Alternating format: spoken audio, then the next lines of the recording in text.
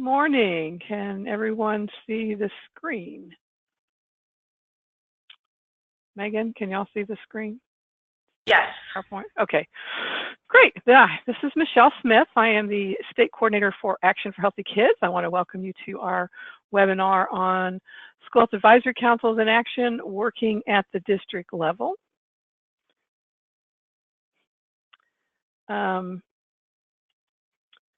This webinar, along with the series that we have over the school year, is brought to you by Action for Healthy Kids with help from our partners.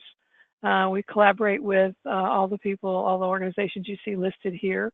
And It's Time Texas has a webpage for us where we house a lot of our resources at itstimetexas.org/SHAC. As I mentioned, I'm Michelle Smith. I'm the State Coordinator for Action for Healthy Kids. And just a little housekeeping, you do have the ability to either call in or use your computer, phone, and speakers. You will be muted throughout the entire session. You can submit questions through the question box in the control panel on the right.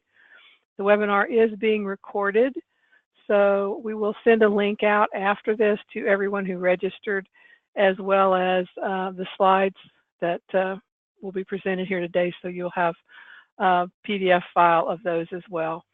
It's Time Texas will be sending out CEU certificates by the end of the month, so look for those as well. So real quickly, we won't spend a lot of time on this. We're going to assume that everyone, or most of the people on this call, knows what a School Health Advisory Council is, but just really quickly, it is a district council that was set up to assist districts and make sure that community values and parental input are reflected in district health education and curriculum. It originally started out as a committee to review sex ed and has grown into being much more than that. SHACs are mandated by state law. All members of SHACs should be appointed by the school board. As I mentioned, it is a voice for parents and the community, and a great way to share important information on the impact health has on student success. They're mandated to review all health-related curriculum and make recommendations on health-related topics.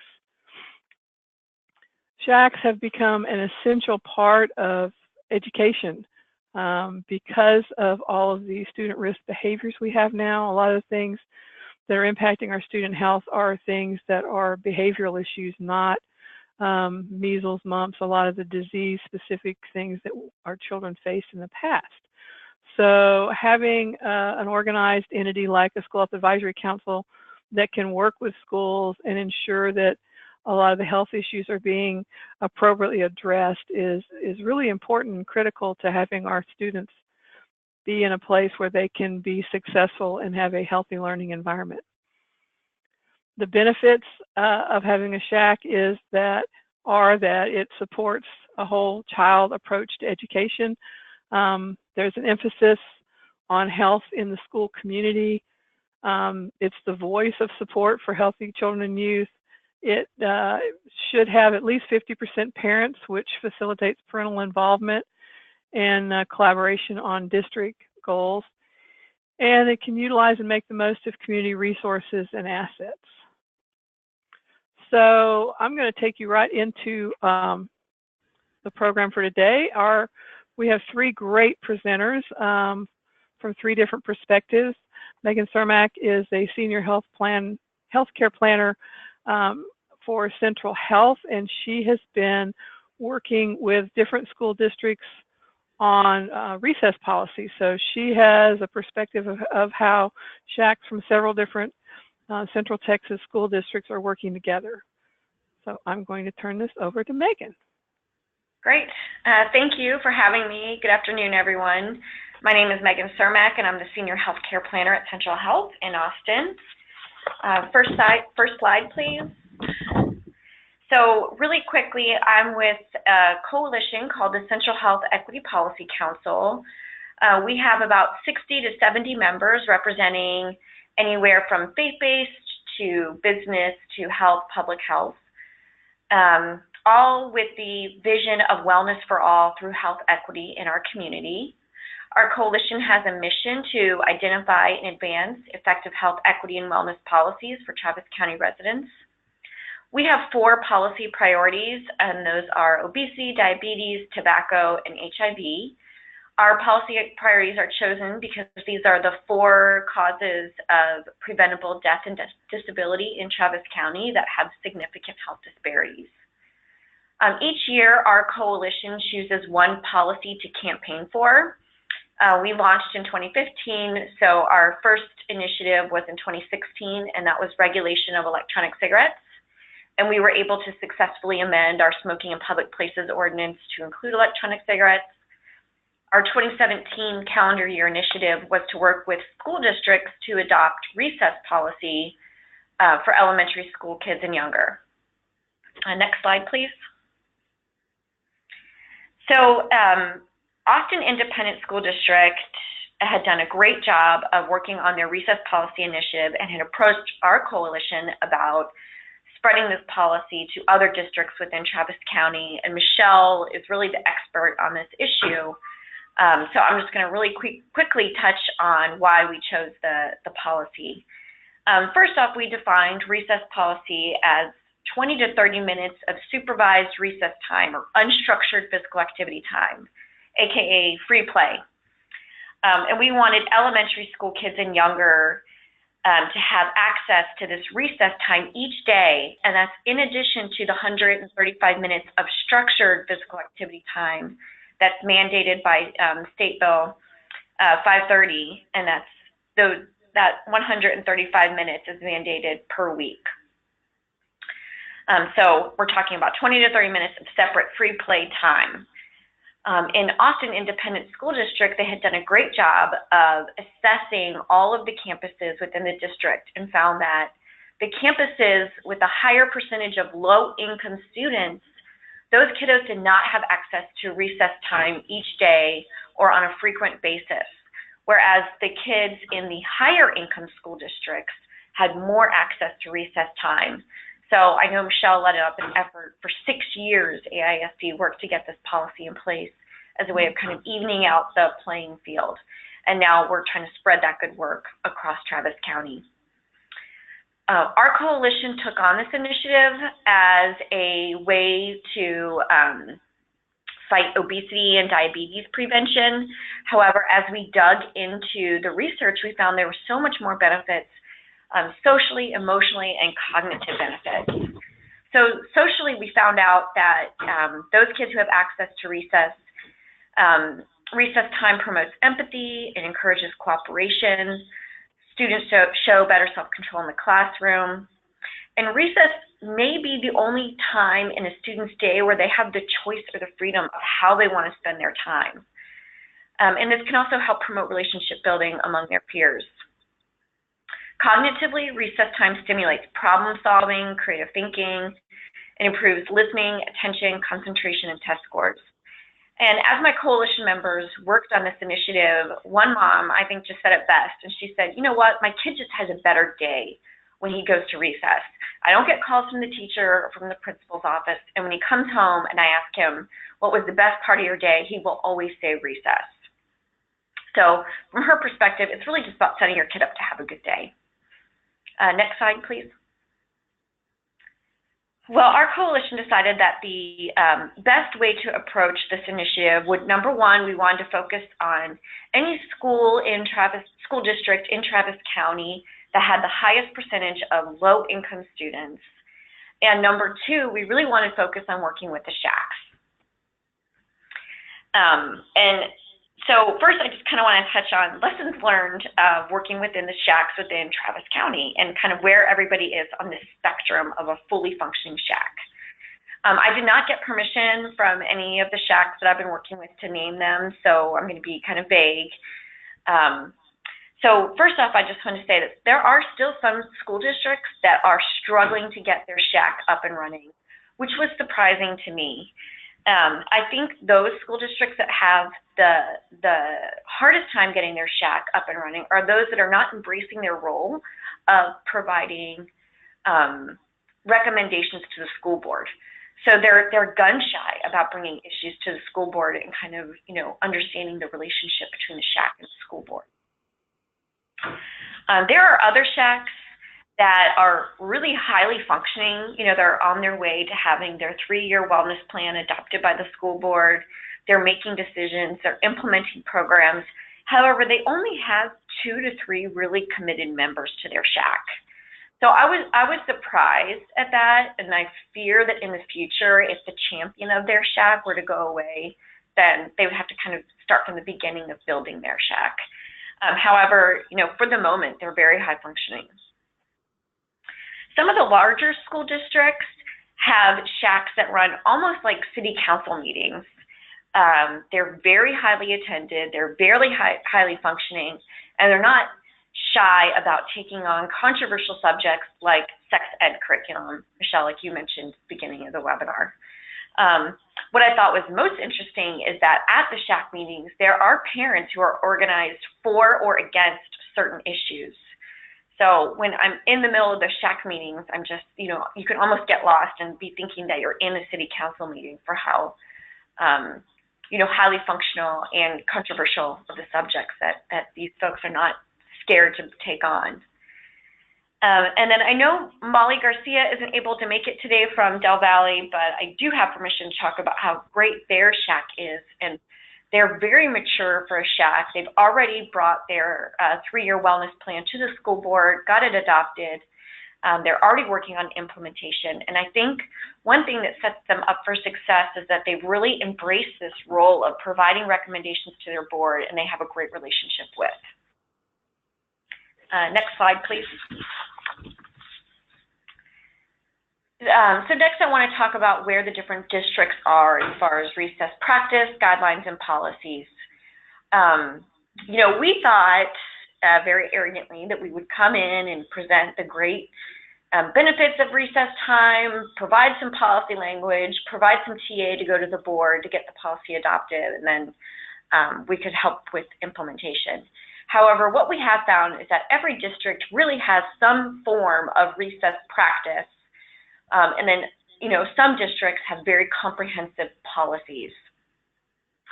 So I just kind of want to touch on this for a moment. What we found is that, as I mentioned, all schools do talk about recess, but some are viewing recess more of a reward or an incentive, and is more commonplace to not have recess time. Recess is taken away oftentimes for academic reasons, for test prep, or for punitive reasons. And so, like I said, recess is more viewed as a reward or an incentive. There are other school districts that we worked with that they may have a policy, but it's buried somewhere on their school district website. So the most common places to find this are really under the policies and procedures, and or the wellness plan, and or the student handbook. But there are some districts that they have a policy, it's been adopted, it's buried somewhere on the website, and when you call the school district to find out about the recess policies, you'll get conflicting information from within the administration. So I have not had a chance to really dig into this as much as I would like, but I imagine that if there's conflicting information coming from the administration and no one's really clear on the recess policies, that it may not be being enforced on a daily basis. There are other school districts that they don't have the policy in place yet, but they have very comprehensive guidelines, and they're working towards policy adoption. So what they're doing, and I know AISD did this as well, is they're using this time, they've developed the recess guidelines, they're changing social norms within their school district that recess is mandatory, it's not to be taken away, and they're using this time to collect data and kind of work out all of the kinks in anticipation of policy change. And many of the school districts are using their wellness plan. They're going to take a wellness plan to their board to get it adopted and kind of fold recess policy into the wellness plan. So we'll all be adopted at once, which I thought was really strategic and smart. And then finally, there's another large school district that I'm working with. I think they've done something really innovative, And that is, at first they had a 15-minute recess policy, then they amended their policy to include 20 minutes of recess time, and they're hoping and working towards getting a 30-minute recess policy in the future. So more power to them. I think it's a lot of work to amend a policy, but I really like how they're keeping their eye on the prize and trying to offer the most recess time they can to their students. Next slide, please. And this is really where I want to spend the bulk of my time, and that is a lot of school districts are doing really innovative, cool things, and I try to share, as I learn these little nuggets, I try to share them with the different SHACs that I'm working with. So I'm so happy that Michelle invited me to speak today, because I was like, great, finally a platform to share all these cool things that I'm learning. First and foremost, I think some school districts have done a great job with assessing recess practices at their different campuses. So whether it's an online survey or an in-person survey, they're finding out what are the norms of, is recess being offered each day?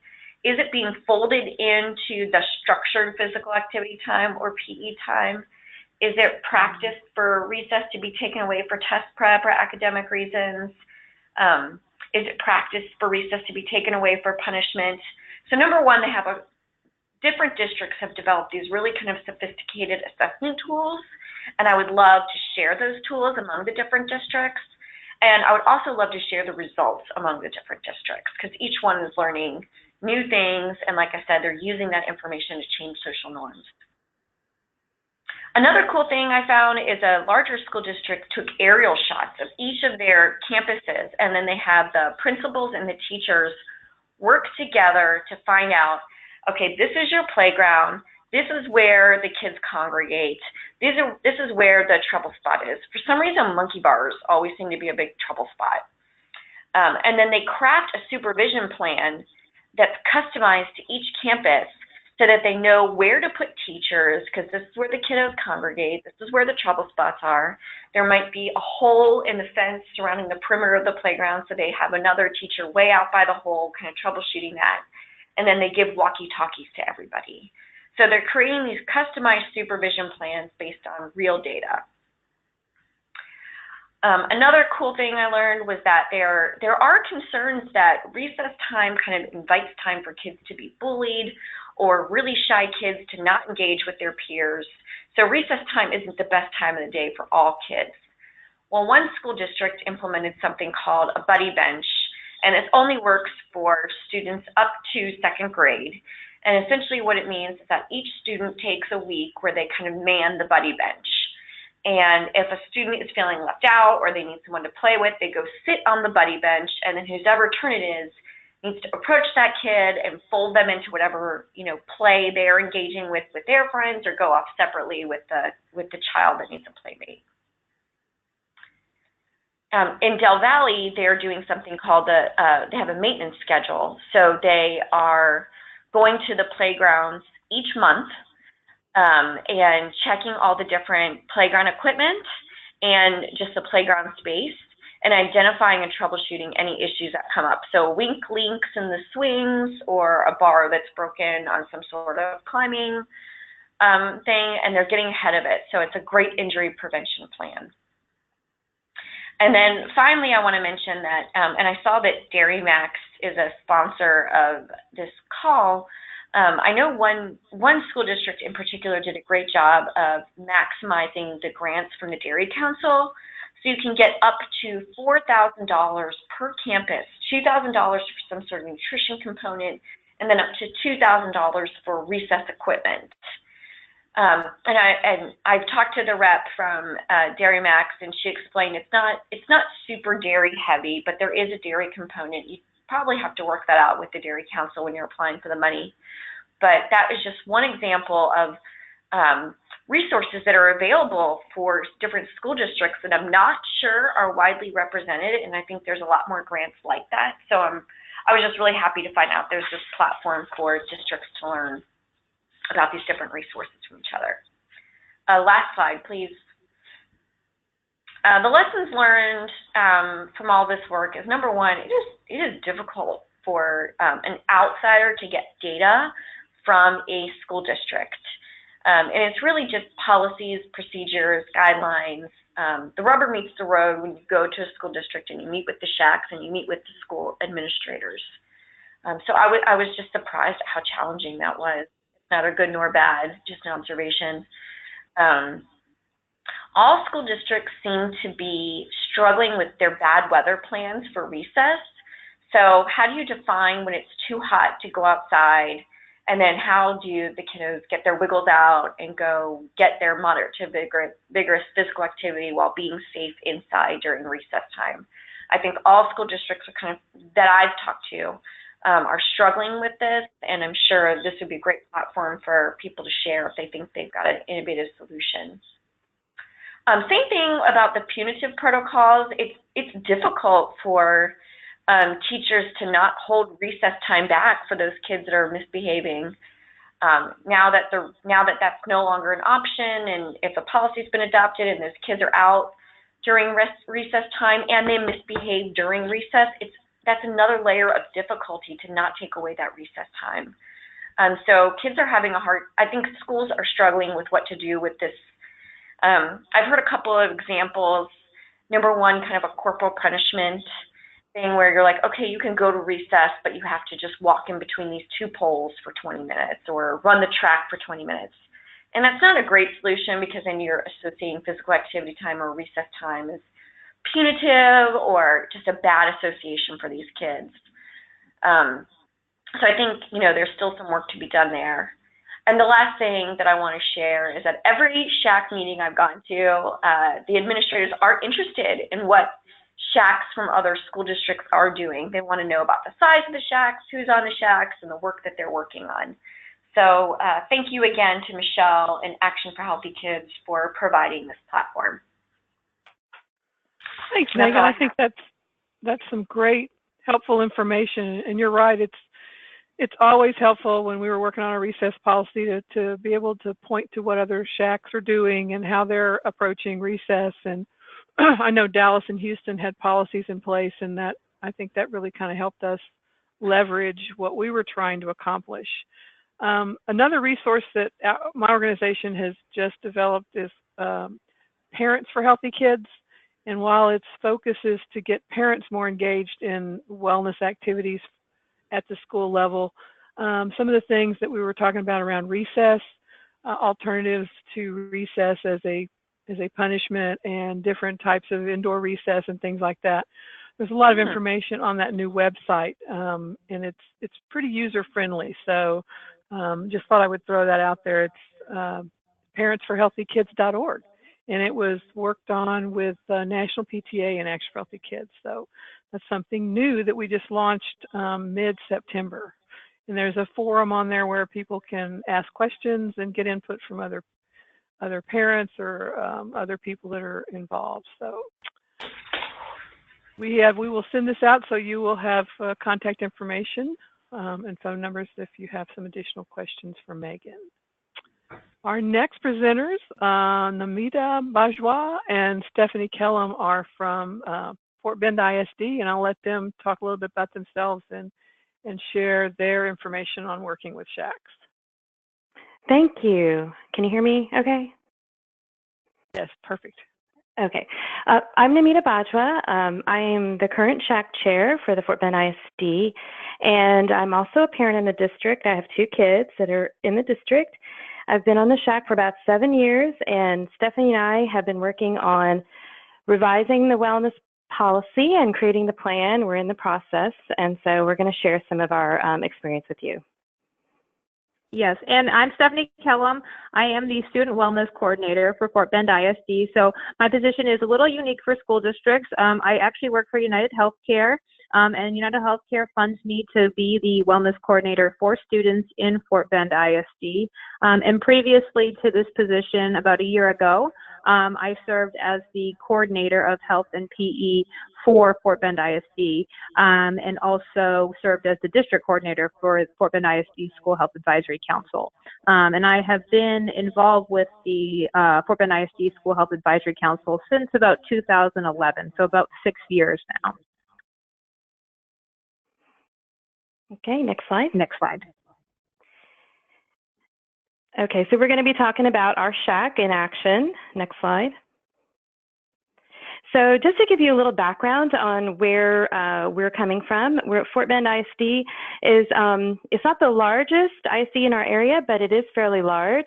It's right outside of Houston. It's about 170 square miles, and that covers anything from very rural to urban. So we have the spectrum there. We're also considered the most diverse ISD, and actually our county is the most diverse. There are 90 languages being spoken here.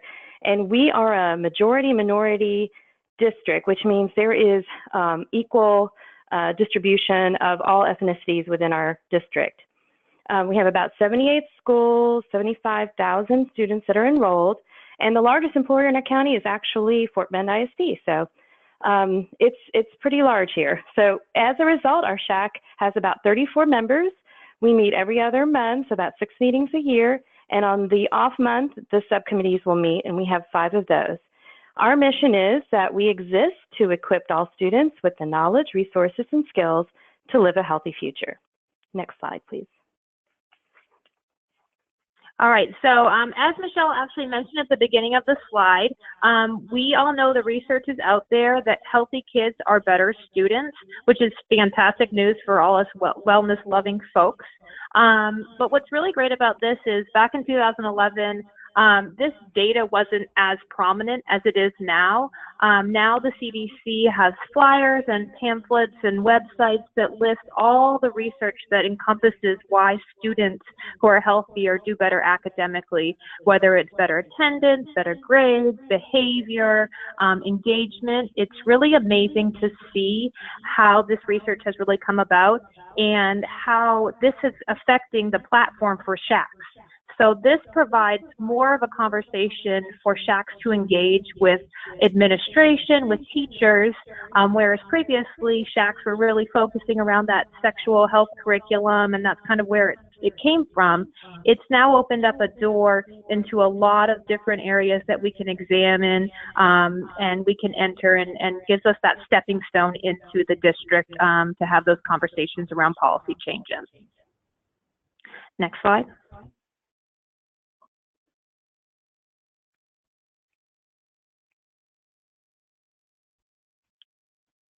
Next slide. So we wanted to talk to you a little bit, at least from my point of view, being a parent and being a new chair on SHAC. I've been a member for 7 years, but I kind of chimed in when I needed to, but I really didn't pay much attention to what was going on behind the curtain. So Stephanie, as you've been hearing, she's worn a lot of different hats. I came on just about the same time Stephanie stepped down, and we got a new health and PE person in the position who was kind of green. She's a wonderful person, and we have a great relationship.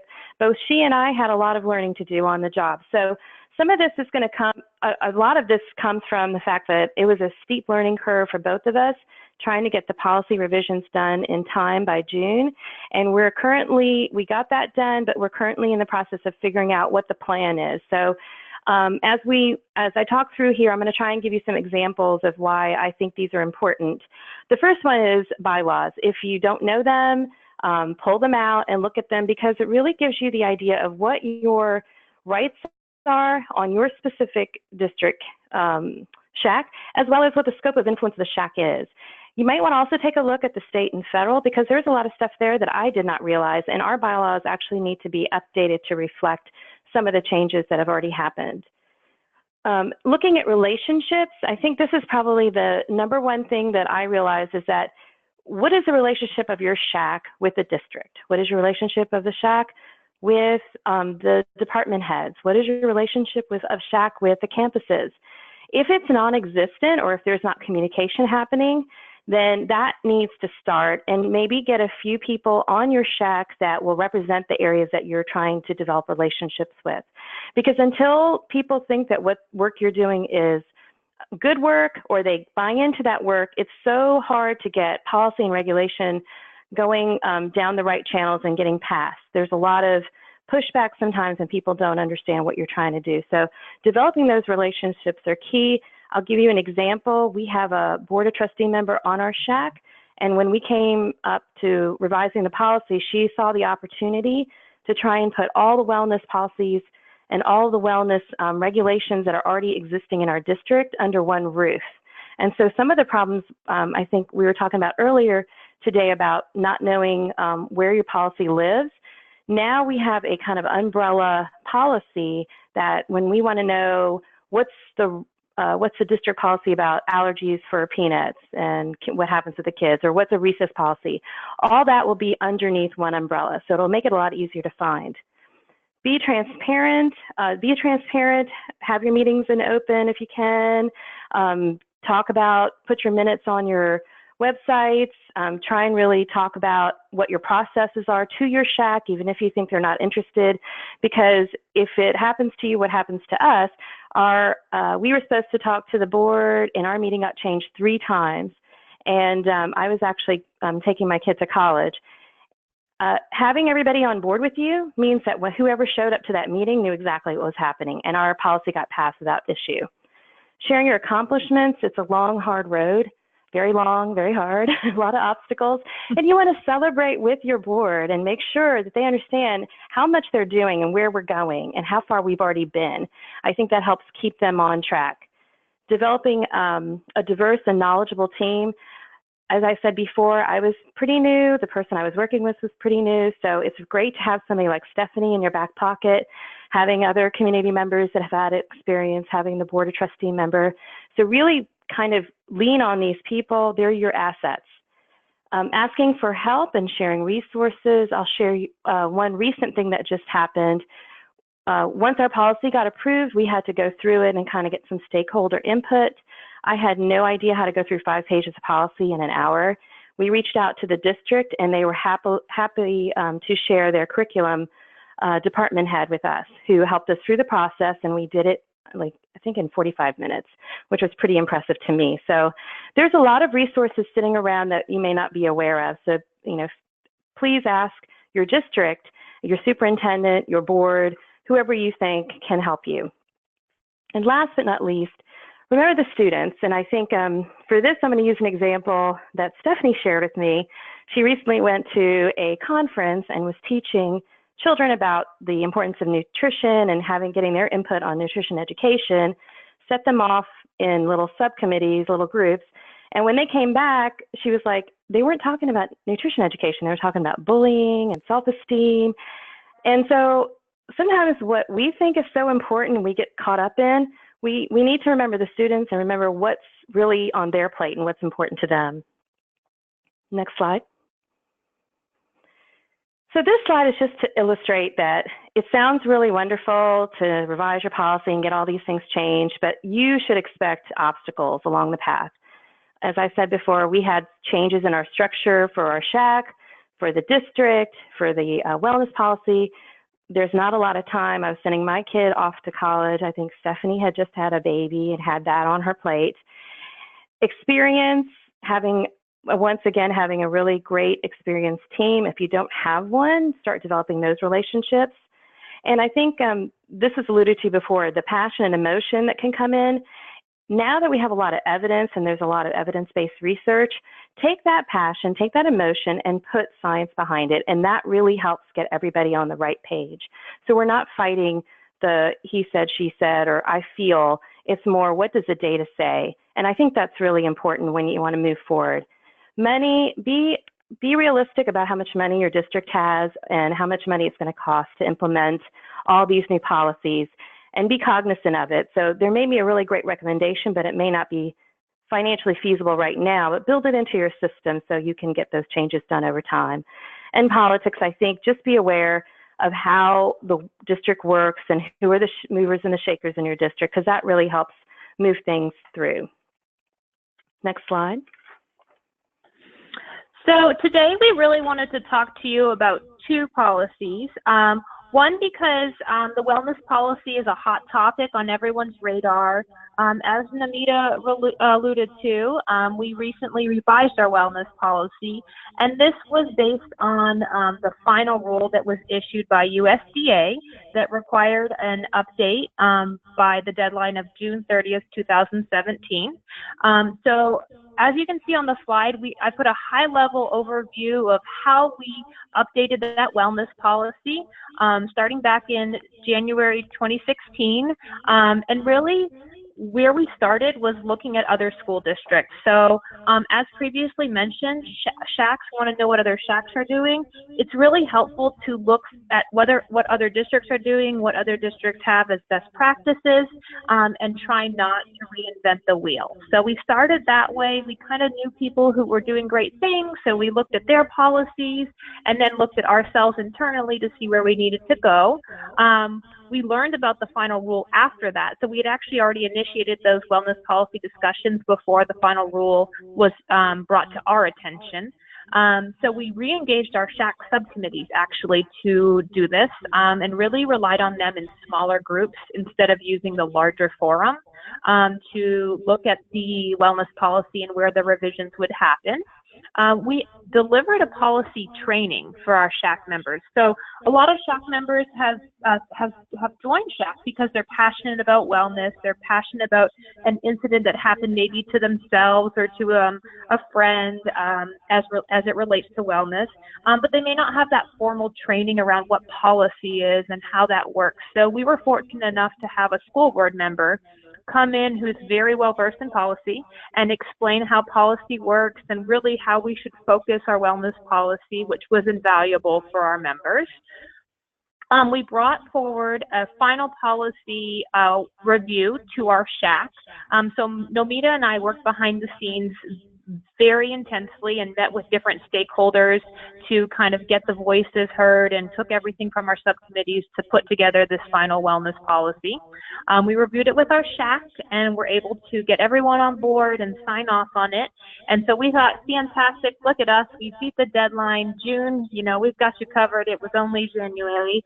And so we submitted it to the district, and between February and June, it kind of sat in the district administration offices, and it went between departments. So I think one of the lessons learned, as we talked about, was time and understanding that things take time to get approval.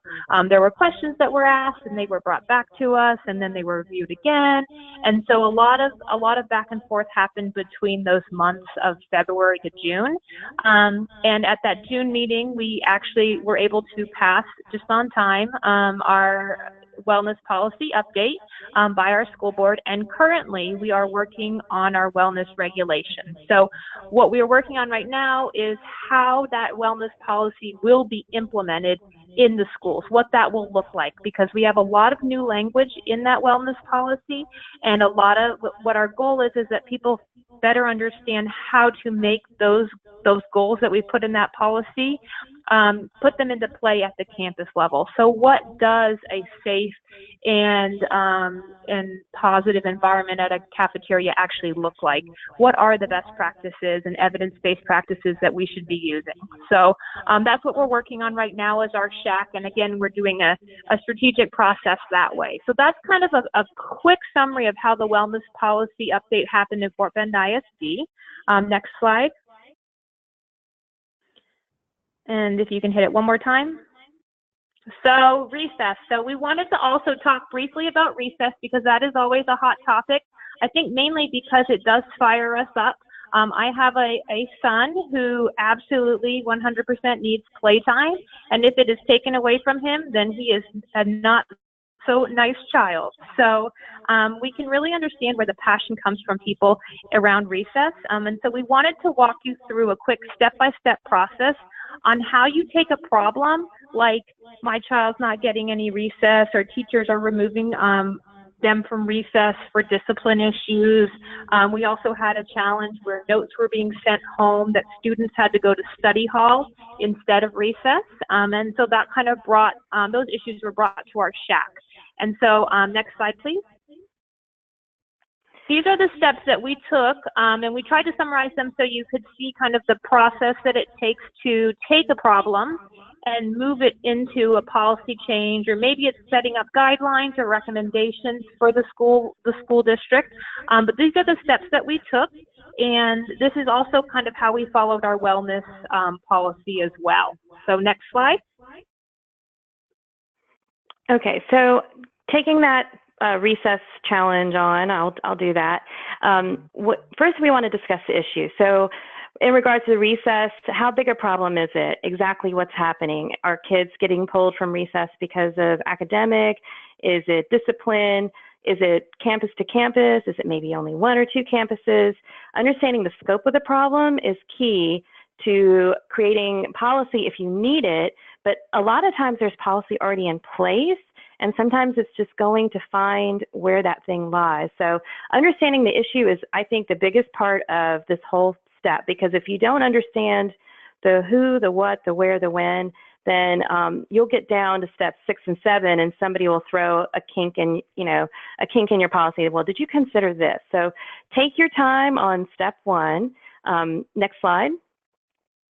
Step 2, identifying your key stakeholders and change agents. I'm going to just say some things are really obvious, like the principals and the PE teachers. Those seem obvious, having teachers involved in recess, but what about the parents? What about the kids? What about maybe the community members that come in and do things during recess? Understanding who your key stakeholders are important, and getting a lot of input from your SHAC on different people they think are affected by recess is really important. Next slide. So as Nomita mentioned, the goal would be to identify existing policies if something's already out there. So if the issue is brought up, see if there's something already in there that in your policy that exists. Maybe it just needs updating. Updating a policy is a lot easier than writing a policy from scratch. Check with your district to see if there are regulations written that maybe you can't see, because sometimes those regulations are held internally, and that's something that needs to be updated as well. So you really want to look through your policy and see if you are lacking in a policy or if something currently exists and you can just update it.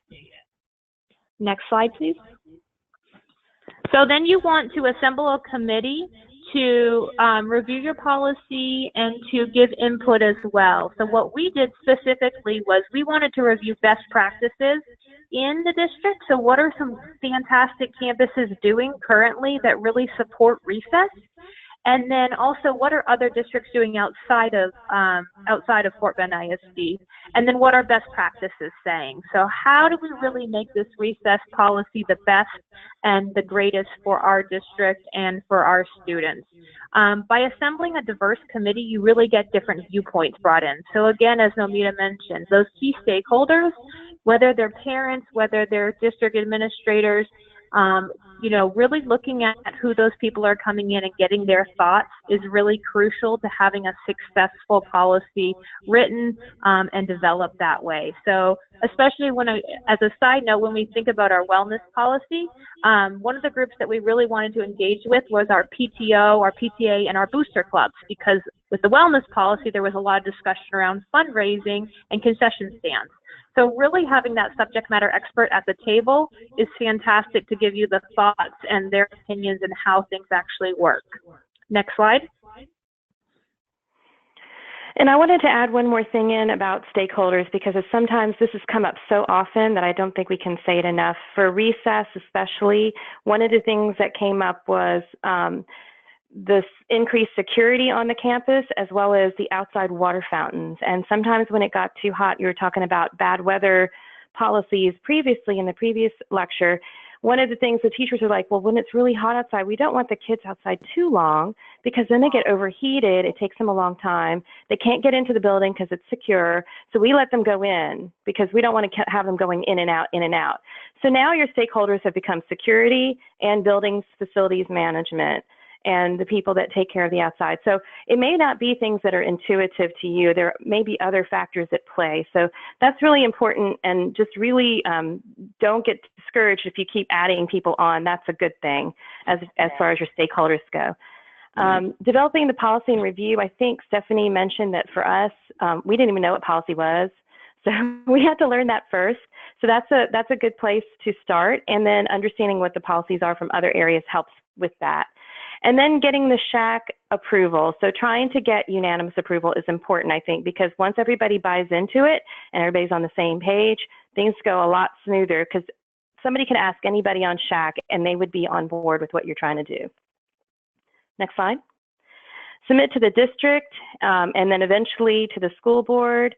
So this seems like a small step, but as you noticed from the slide that Stephanie did, it took us quite a few months. So we rushed to try and get it done so that we would have enough time for it to go through all the cycles in the school district. So knowing what your process is key to getting policy approved.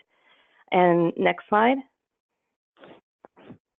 So the final step is really making sure that implement and building those trainings for those that will be implementing and advocating for the policy. So at the campus level, as well as at your SHAC level, make sure those parents feel like they have a voice to ensure things are being transferred down to their campus. Parents will be at the campus and they will be able to see what and hear what's happening, and they should be the first ones to step up and say, no, we actually do have a wellness policy, and we really need to review that and visit that because we're out of compliance with that. So you really want to make sure that you build in those trainings and systems to follow up on that policy. And that's also really why it's so important to have a diverse SHAC, to make sure you have representation from across the school district so that those changes that you bring forth through your SHAC are then seen at those campuses. Next slide. So the last slide, I just wanted to remind everyone that creating healthy change is hard. It's also time consuming, and I wanted to reference a fun carnival game because you walk up to those games and you think, oh, I got this, I can pop all these balloons, no problem. And then you go ahead and try, and it's not as easy as it looks. So don't get discouraged, but it does take time, and we have been struggling and working through barriers and challenges because new things come up every day. But that's really why it's important to have passionate people on board, because if you're passionate about creating this healthy change, then it doesn't seem like a burden at all. It just seems like another challenge that you can overcome and meet successfully. So keep up the hard work. Next slide.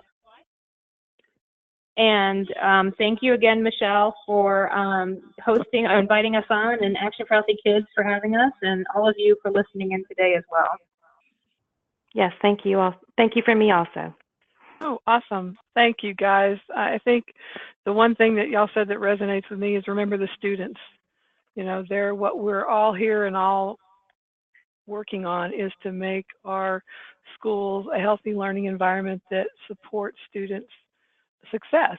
So the passion that you guys have and that you're committing to making these school advisory councils as effective as they are, it's really inspiring. So I appreciate y'all joining us this morning.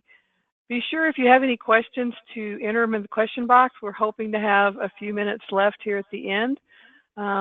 Molly Garcia was not able to join us this morning. She got me her slides and then she got ill and is not able to be here. So I'm going to go through her slides. We do have Megan who works some with Del Valle. So if we have some questions, she was on the Del Valle School Advisory Council and hopefully can answer some of those questions if we have them at the end. So Molly is the Director of Health Services. She's been there for like 15 years. Del Valle is in southeast Travis County. There are 11,200 students. They do benefit from Austin's health culture, but they're really not a lot like Austin. They are 85% economically disadvantaged. They have a language barrier that's very pronounced, and they have a very mobile population. She has been SHAC co-chair since the inception of the SHAC in 2004. So she's been around and been a champion for student health for a long time. Their SHAC meets 6 times a year. The board has openly stated that they are trying to find parents to serve on the SHAC, but they have had limited success. So they only have a few parents, but they have 3 to 5 community members, and they have a consistent child nutrition member, an administrator from both elementary and secondary schools, and that's what helped them make their wellness policy development successful. The SHAC unanimously agreed to have some extra meetings to get through the wellness policy in 2015-16 and in 2016-17. I think most everybody knows that the wellness policies are a mandate from the Healthy Hunger-Free Kids Act of 2010 for all districts who participate in the school meal program. It is to promote student wellness, reduce childhood obesity, and make sure that school meals comply with federal and state regulations. Back in September of 2015 is when they started work on their wellness policy. It's taken them almost 2 years to get complete with their regs. And the superintendent basically sent Molly an email describing the wellness policy update requirements. And she reached out to TASB, who sent starting points and regulation templates. And then after that, she discussed the needs with the child nutrition staff, who basically are audited by the Texas Department of Agriculture every 3 years. And as part of that audit, they have to show the wellness policy. So they are in charge, in a way, of making sure the wellness policy is up to date. So they helped with some additional information. Then she went to her school health advisory council and informed them that they needed to work on this wellness policy in September of 2015, but then they were unable to get started until the 1st of January in 2016. So at that meeting, the SHAC was given the template from TASB, and then the wellness policy starting points for updating and reviewing. And once that template was completed, they kept it for future references. This is what that original template looks like. Then in February of 2016, they started some special meetings. They set up 2 committees to work on the wellness policies under physical activity and nutrition. The template for policy regulation development was used, and the committees reviewed goals that related to those. They were supplied laptops so they could type in the goals at the meeting. Child nutrition staff led the nutrition committee along with a community member. One of the secondary administrators also served on the committee, and they talked through smart snacks and all of the different areas that related to the nutrition components of the wellness policy. Molly led the physical activity committee and engaged a principal and a parent to serve on that committee. And this is one of the unique things that I think they did that is, I feel like, an extremely beneficial part of their process. They had a principal's questionnaire. They were given this template of goals to fill out during the principal's meeting and identify what the different schools were already doing to meet the goals and what format the campus would prefer for compliance reports. They got good input back from 6 of the campuses, early child care, 4 elementaries, and a middle school. So I think, this is something that we did not do, but I think it could be extremely helpful in the implementation phase. If you have taken your principals through this step early on, then they're aware of what they should be working on. And then as you come in with your policies, I think this could be an extremely useful tool. Then in March, the committees reviewed the principals' questionnaires, and they incorporated those results into their goals. They divided into committees, and each committee used a laptop and added to the template. At the end of the meeting, she took up the laptops and had all of the information there completed. In April and May, this is the nutrition committee. I think this is just additional information on those goals and the SMART stack recommendations. So you will be receiving this presentation, and if you're interested in these details, you'll have an opportunity to share those.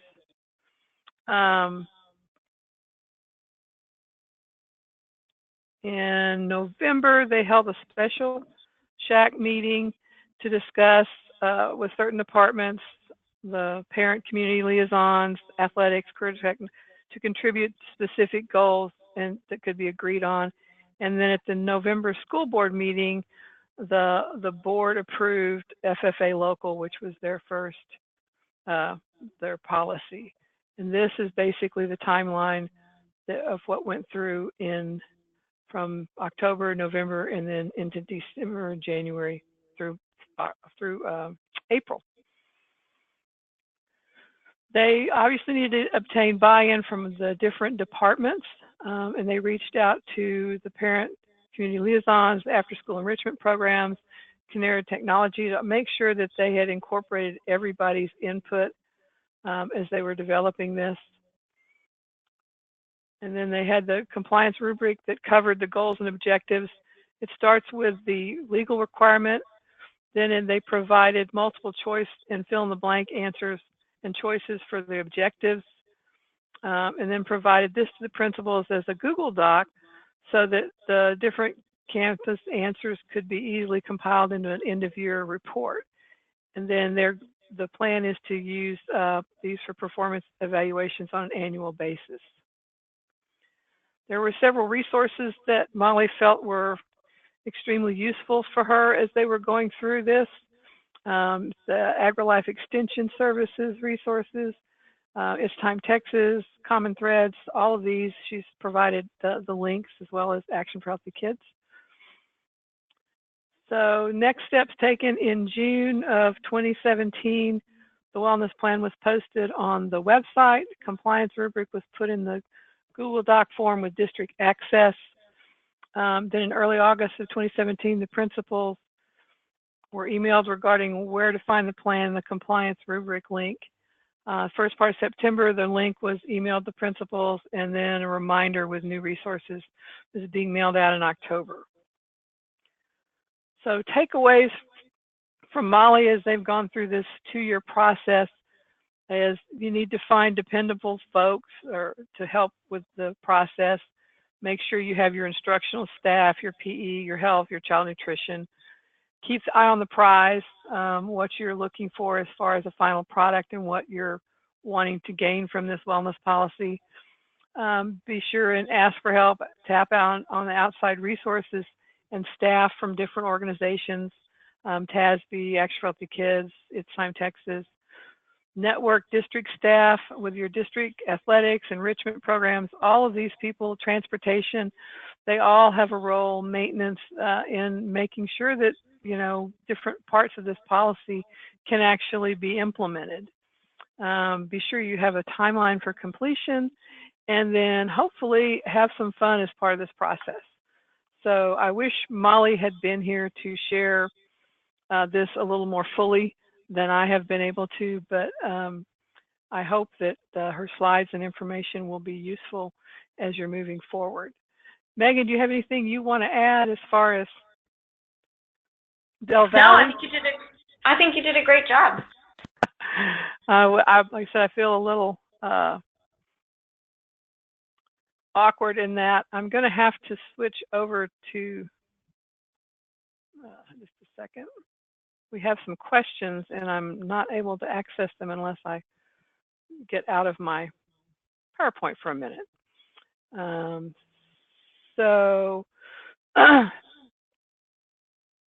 Let's check in with a few of these questions. We don't have much time, but we'll do a couple of them.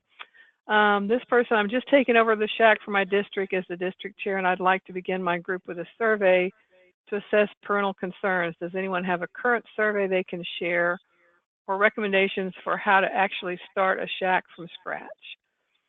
I can certainly send you information. The Texas Department of State Health Services has a guidebook on how to start a SHAC.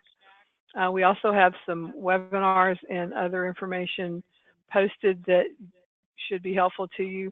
Of our presenters today, do any of y'all have a survey that you've used specifically to get more information on what parents are concerned about?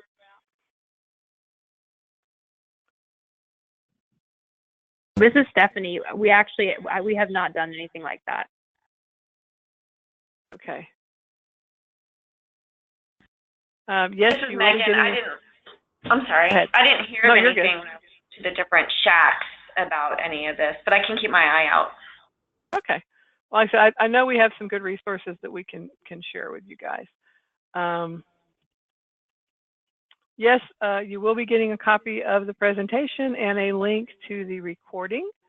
So most certainly you will have that. And then Gretchen's comment, Megan, you're correct in your assessment that a lot of parents do not know about recess policies. When my boys were in elementary, I had to inform the principal of the recess policy, and the only reason I knew there was one was because I was a member of the SHAC. It is incumbent that parents are active on SHAC and communicating to parents through PTA and or PTO. Just a comment to support your findings. And I agree. I mean, yeah, it's getting parents engaged is important. I can tell you in Austin ISD right now, we had an issue. Parents were concerned that school nurses were becoming non-existent and that telemedicine was being overutilized. So they came to a school advisory council meeting with their concerns, a group of about 8 of them. And by the next meeting, there was a health services subcommittee that was looking at health services, how they were being done, how many nurses we had. There were new nurses being hired. The power of parents is important in any issue around health and students. We did not have a strong health services committee until after that issue came out, and now we have one of the probably strongest health service committees we've had in the 15 years I've been involved with the SHAC. So getting parents, finding out what is important to parents. Is it having full-time school nurses? Is it something like food access in some of our school districts like Del Valle, where they're lower socioeconomic, you know, how many kids are going home hungry on the weekends? That may be an issue that the SHAC needs to deal with. I know it was with one of the districts I worked with in San Antonio. So just making sure that you're getting all the information you can as you're developing what you want your SHAC to be working on is important. We are over time, so I am going to let you guys go. We do have 2 webinars coming up in November. You can find information on those on the Action for Healthy Kids website. If you haven't signed up yet, we send out that information in our newsletters every month as well. The one on Wednesday, November 15th, will be with the Department of State Health Services. They're going to talk about leveraging data to improve school wellness.